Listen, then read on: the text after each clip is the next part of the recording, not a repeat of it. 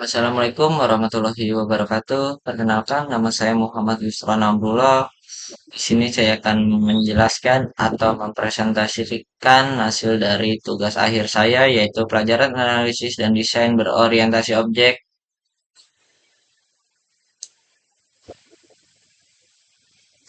Puji serta syukur saya panjatkan kehadirat Tuhan Yang Maha Esa karena atas limpahan rahmat dan karunia-Nya saya dapat menyelesaikan laporan ini tepat waktu tanpa hambatan yang berarti sesuai dengan yang diharapkan.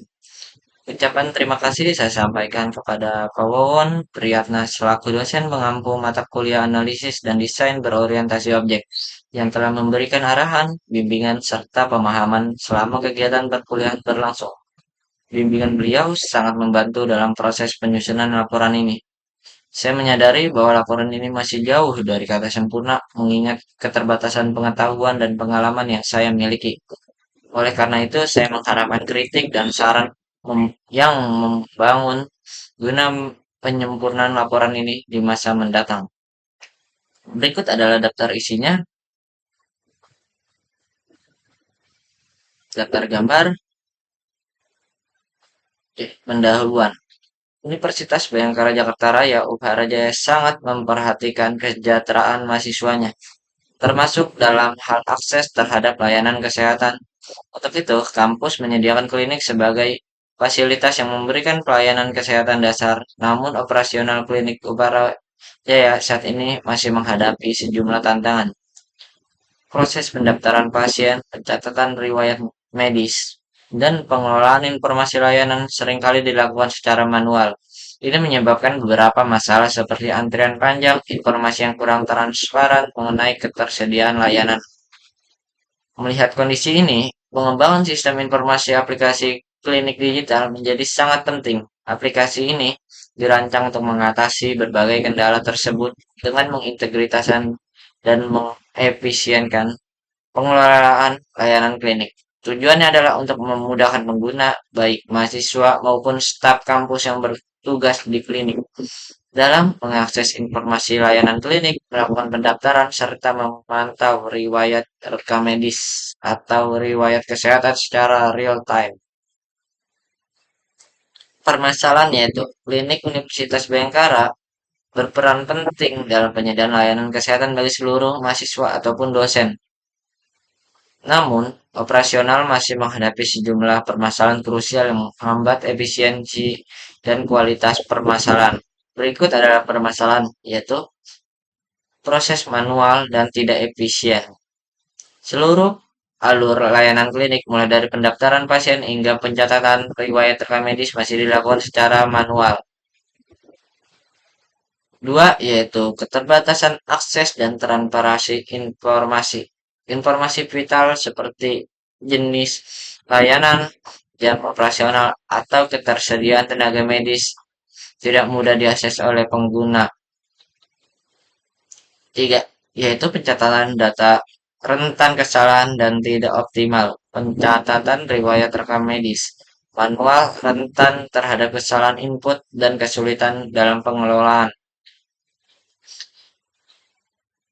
Tujuan penulisan. Satu itu mendeskripsikan proses analisis dan desain sistem layanan klinik berbasis objek. Tujuan ini berfokus pada pemahaman dan perancangan sistem layanan klinik dengan pendekatan berorientasi objek. Menyusun dan memodelkan kebutuhan sistem dalam bentuk diagram-diagram UML seperti use case diagram, activity diagram, dan class diagram.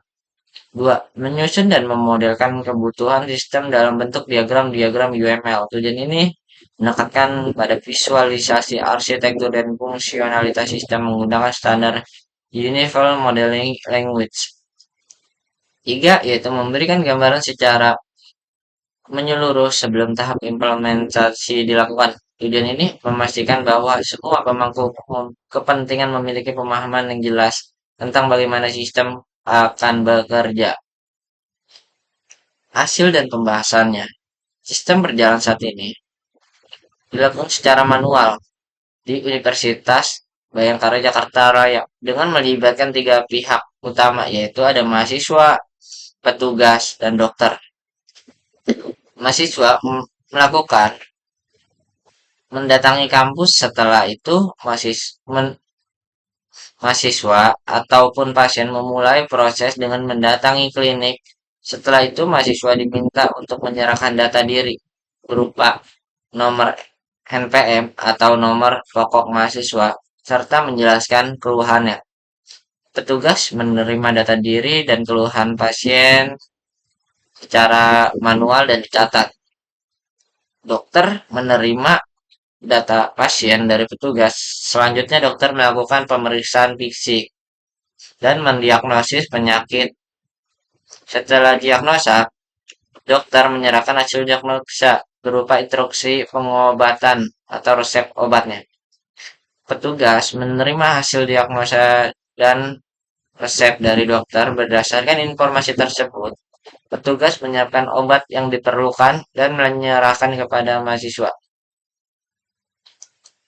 Mahasiswa menerima obat dan instruksi dari petugas menandai berakhirnya proses layanan klinik pada kunjungan tersebut. Prosedur ini mungkin lebih lama atau manual. Berikut adalah sistem berjalan saat ini, yaitu petugas meminta data diri mahasiswa dan keluhan sakit. Mahasiswa menyerahkan data diri dan keluhannya, penyerahan data pasien ke dokter. Dokter itu mendiagnosa dan membuat resep dan dan mengembalikan lagi kepada petugas. Petugas itu menyiapkan obat dan memberikan obatnya kepada mahasiswa. Mahasiswa menerima obatnya dan selesai. Berikut adalah sistem berjalan saat ini. Sistem usulan. Oke, alur proses sistem usulan. Secara umum, alur kerja dalam sistem usulan akan dimulai dengan proses autentikasi atau login. Untuk setiap pengguna kemudian dilanjutkan dengan aktivitas fisik. Satu, yaitu ada peran admin. Admin memiliki akses tertinggi untuk mengelola pengguna data pasien, data obat, dan rekam medis, sehingga memastikan sistem berjalan dengan baik.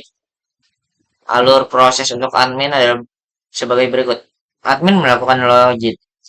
Login dilakukan sesuai dengan username dan password yang sudah terdaftar. Di sini, admin dapat mengakses pengguna user. Admin dapat masuk ke menu user. Di menu user, admin dapat melakukan tambah user, ganti password, dan admin dapat menghapus user tersebut. Admin dapat menambahkan user baru seperti tugas, dokter baru, ataupun admin baru. Perubahan ataupun tambah user tersebut akan tersimpan di dalam sistem. Terus ada manajemen data pasien. Admin dapat manajemen data pasien itu dapat menambahkan dan menghapus data pasien. Terus ada obat, menambahkan obat dan menghapus obat. Dan menu rekam medis, admin dapat melakukan apa namanya, membuat data rekam medis. Berikut adalah sistem usulannya, sistem menu admin. Nah, petugas berbeda sedikit dengan admin. Petugas tidak dapat membuat data user baru. Namun, cara kerjanya sama semua seperti admin, tetapi tidak dapat membuat user baru. Ini petugas, sistem menu petugas. Peran dokter, dokter sangat sedikit. Dokter hanya dapat membuat rekam medis, tidak seperti admin dan petugas. Berikut adalah sistem request-nya. Berikut adalah use case diagram dari aplikasi klinik. Di sini ada diagram activity. Melakukan login, meminta username, tidak sesuai mengembalikan, memasukkan, kalau sesuai menuju halaman dashboard. Oke, di sini saya hanya satu atau dua. Login, halaman dashboard, pilih menu tambah user, from tambah user, mengisi data user baru. Kalau tidak sesuai mengembalikan lagi, kalau sesuai simpan. Berikut adalah tambah user. Oke, saya baca hanya dua untuk mempersingkat waktu. Berikut adalah edit rekam medis, ada menu logout. Logout memproses kembali ke halaman login. Berikut adalah sequence diagram.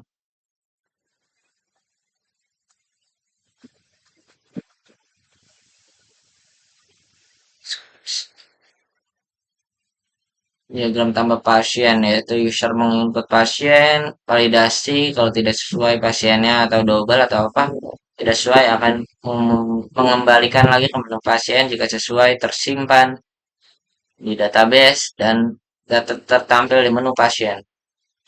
Berikut adalah sequence diagram dan ini adalah flash diagram dari aplikasi klinik saya. Di sini ada state diagram. State diagram login pengguna. Halaman login, input username dan password, validasi. Jika benar akan menuju halaman dashboard, jika tidak akan menuju kembali ke halaman login.